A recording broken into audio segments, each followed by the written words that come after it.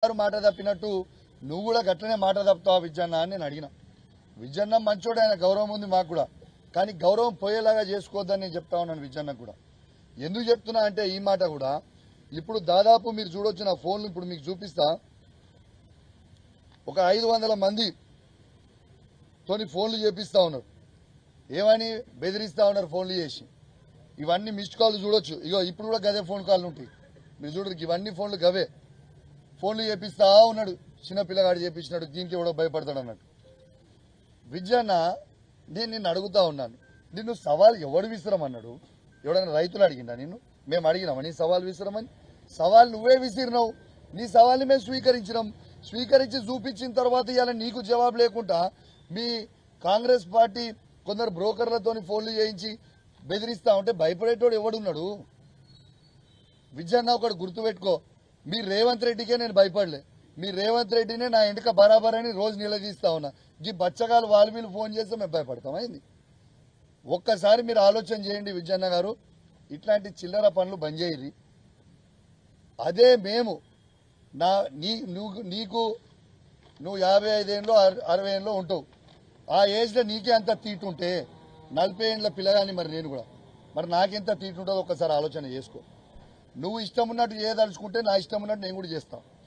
రేపు నువ్వు ఇదే విధంగా మీరు కంటిన్యూ అయితే రేపు మా బీఆర్ఎస్ పార్టీకి మేము కూడా కాల్ ఇచ్చి మా హుజరాబాద్ నియోజకవర్గం నుంచి కావచ్చు, మీ పెద్దపల్లి నియోజకవర్గం నుంచి కావచ్చు, యావత్ తెలంగాణ నుంచి కావచ్చు, మా బీఆర్ఎస్ పార్టీ నాయకులు అందరూ కూడా ఫోన్ చేసి ఎప్పుడు రాజీనామా చేస్తున్నావు అని మేము అడిగిపించే పరిస్థితి తీసుకొచ్చుకోకు. ఉందాగా రాజకీయాలు చేయి, ఉందాగా ఉండు. నువ్వు సవాల్ విసిరినావు, నిన్ను ఎక్కడ కూడా నేను పర్సనల్గా విమర్శించలేదు, పర్సనల్గా మాట్లాడలేదు. నా నియోజకవర్గంలో నాకు సంబంధించిన రైతుల పక్షాన చెక్ డ్యామ్ అనేది బ్లాస్ట్ చేసిర్రు. ఆ చెక్ డ్యామ్ బ్లాస్ట్ చేయడం వల్ల రైతులకి నీళ్లు అనేది పోతే రైతులకు ఇబ్బంది పడతా.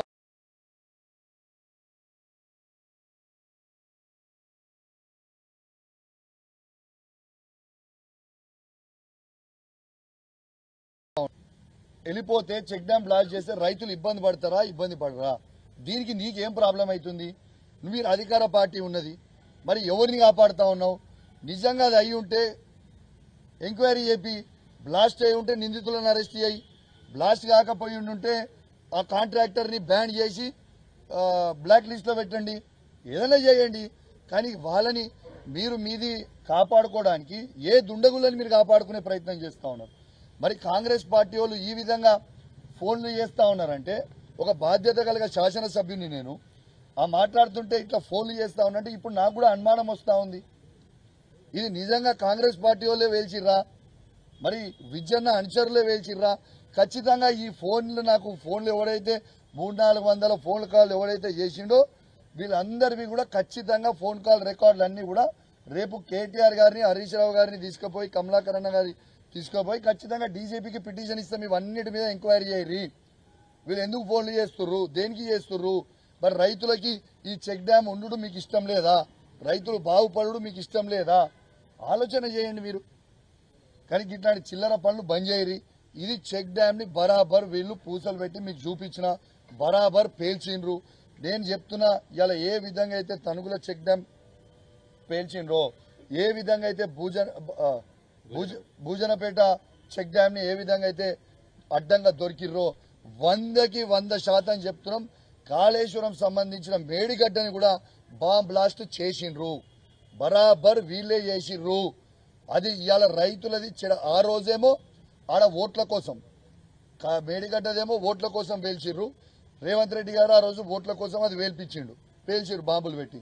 ఇవాళ ఇక్కడేమో ఉష్కేదండా కోసం ఇది పేల్చిర్రు. ఏందన్నట్టు ఇది? ఎన్ని రోజులు పేల్చుకుంటూ పోతారు? ఇది ఏమి పద్ధతి అని మేము అడుగుతా ఉన్నాం. మేము ఖచ్చితంగా చెప్తా ఉన్నాం, ఈ ప్రభుత్వం చెప్తా ఉన్నాం, ఇది రాజకీయానికి అతీతంగా చెప్తా ఉన్నాం. ఇది ఎటువంటి రాజకీయాలు లేవు. మరి కాంగ్రెస్ పార్టీ వాళ్ళు దీని మీద ఎంక్వైరీ చేసి ఇమ్మీడియట్ గా చెప్పాలి. సరే, మీరన్నే విధంగానే 100కి 100% బ్లాస్ట్ చేసిర్రు. మీరన్న విధంగానే ఒక నిమిషం నిజం అనుకుందాం. మరి ఆ కాంట్రాక్టర్ ఎవరు?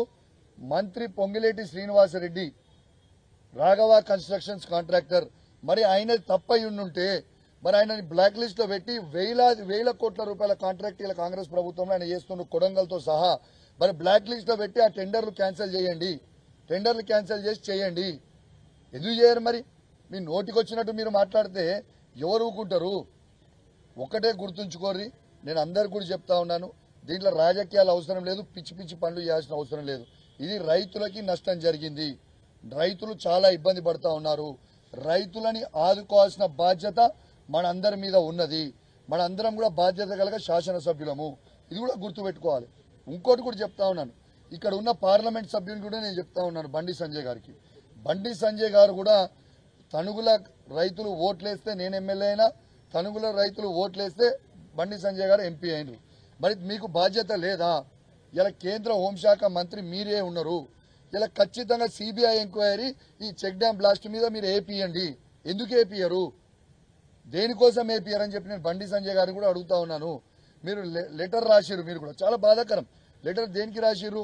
ఇలా ఈ క్వాలిటీ మంచిగా లేదని. ఇంకోటి విచిత్రమైన ముచ్చట ఏంటంటే 2021లో ఈ చెక్ డ్యామ్ స్టార్ట్ అయింది, 2024లో ఈ చెక్ డ్యామ్ కంప్లీట్ అయింది. ఈ చెక్ డ్యామ్ కంప్లీట్ అయితే ఈ చెక్ డ్యామ్ కి విజిలెన్స్ రిపోర్టు చాలా అద్భుతంగా ఉన్నది, చెక్ డ్యామ్ మంచి క్వాలిటీతో కట్టిరని ఈ కాంగ్రెస్ ప్రభుత్వంలో ఉన్న విజిలెన్స్ టీమే దానికి రిపోర్ట్ ఇచ్చిర్రు.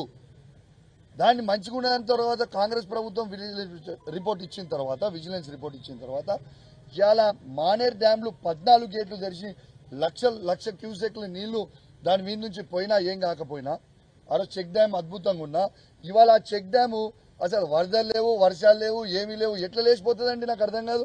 ఉట్టిగానే లేచిపోతుందా? దీనికి ఇది బ్లాస్ట్ చేసిరని మొత్తం ఆ గ్రామస్తులకు తెలుసు, విద్యనకు తెలుసు, అక్కడ ఉన్న కాంగ్రెస్ పార్టీ నాయకులకు తెలుసు, ఇటున్న మా సైడ్ ఉన్న బీఆర్ఎస్ పార్టీ నాయకులకు తెలుసు, ప్రజలందరికీ కూడా తెలుసు అది బ్లాస్టింగ్ చేసిరని. ఖచ్చితంగా దాని మీద సీరియస్ యాక్షన్ తీసుకోవాలి, ఎంక్వైరీ చేయాలి.